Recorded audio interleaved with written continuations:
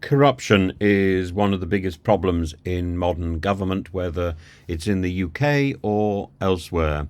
And stopping MPs from having second jobs in the UK is a complex and contentious issue, but it's not entirely unrealistic. It requires a multifaceted approach that addresses the potential conflicts of interest, and if it goes ahead, it would ensure that MPs can dedicate sufficient time to their parliamentary duties and their constituencies and maintain a balance that allows professionals like doctors, for example, still to continue their practice, to be to keep up to be updated with advances in their field at the same time working in Parliament.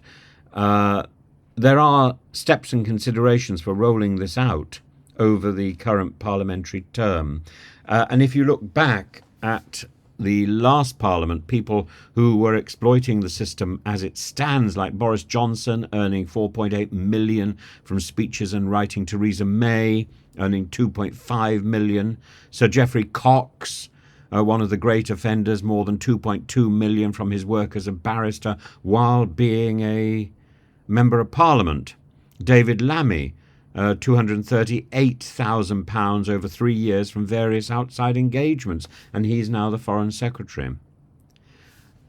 I think there are sort of 3 or 4 issues that could be approached in a way that could approach this. Number one, a ban on consultancy roles. It could be immediate.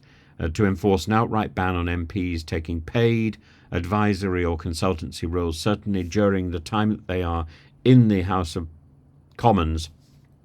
It's crucial to prevent conflicts of interest where MPs could be unduly influenced by external employers, and legislation to introduce and pass this could swiftly formalise a ban, ensuring legal backing for enforcement.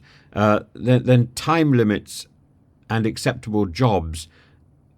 This needs to be, the whole framework needs to be modernised to establish a committee with a mandate to propose restrictions on outside work and to implement strict time limits on how many hours MPs can dedicate to outside work each month and when they could take on extra jobs once they leave Parliament. There should be an acceptable jobs list with a clear, detailed list of acceptable outside jobs that don't conflict with parliamentary duties, focusing on roles like medical practice, academic work, artistic contributions, and an annual review to adjust these limits and to modify the list based on evolving standards and feedback. Then there should be a dedicated group within Parliament to transparency and accountability, to enhance transparency by requiring MPs to publicly disclose all outside earnings and time spent on external work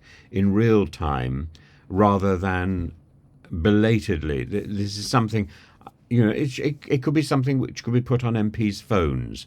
There should be regular audits to ensure compliance with new rules, with findings published in an easily accessible format for public scrutiny. It shouldn't simply be about what an MP earns, it should be what an MP is doing. That is why it could be put onto their phone. So they don't need to be paid for it to be distracted, do they?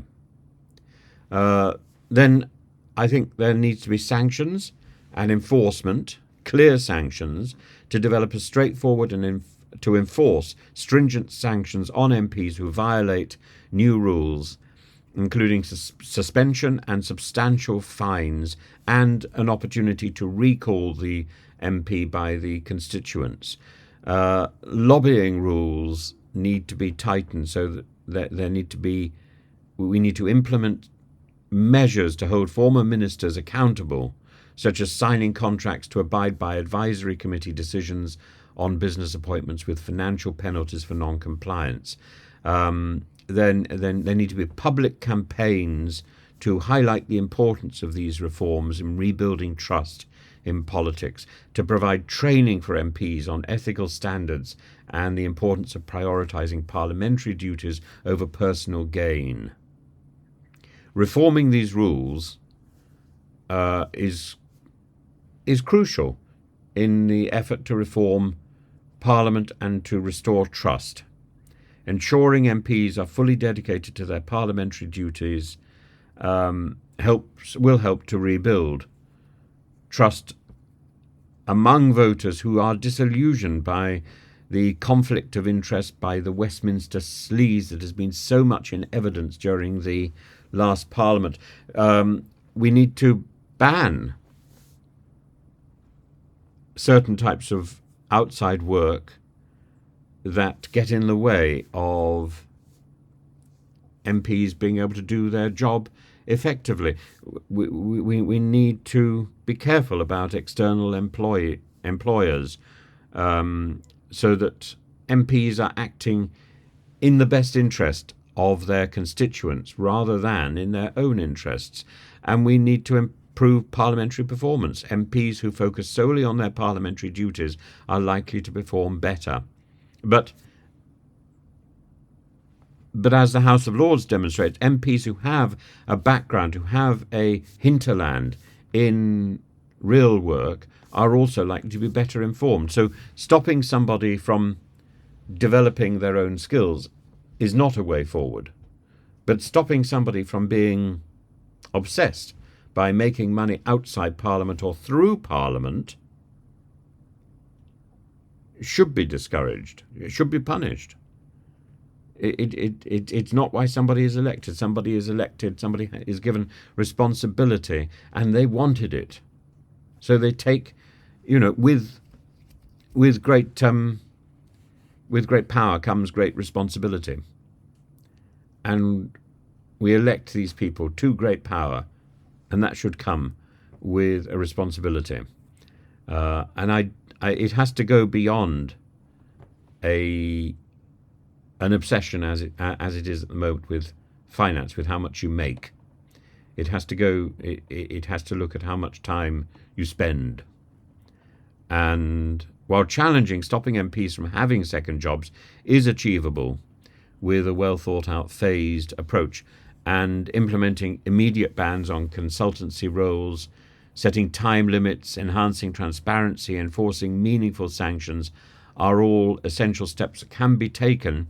These reforms, along with public engagement and cultural change, can help to restore trust and ensure MPs are dedicated to their primary role of serving the public, even if this has not been explicitly sanctioned or developed in the King's speech. It's something that should be at the top of the list of what MPs should be doing in the next few months.